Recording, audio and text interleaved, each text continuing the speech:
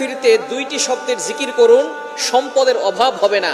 আল্লাহ পাক রব্বুল আলামিন আপনাকে সম্পদ দান করবেন, এটা আল্লাহ পাক রব্বুল আলামিন পবিত্র কোরআনুল কারীমের ভিতরে নিজেই বলে দিয়েছেন। সুতরাং আমরা অনেকেই অভাবের ভিতরে আছি, অনেকেই কষ্টের ভিতরে আছি, অনেকেই দুঃখ কষ্টের ভিতরে জর্জরিত, অনেকে ঋণের বোঝা নিয়ে দুশ্চিন্তার ভিতরে আছেন, টেনশনের ভিতরে আছেন। যত ধরনের টেনশন আছে, যারা ফ্রাস্ট্রেটেড পিপল, তাদের জন্য এই দুইটি আমলের কথা বলবো।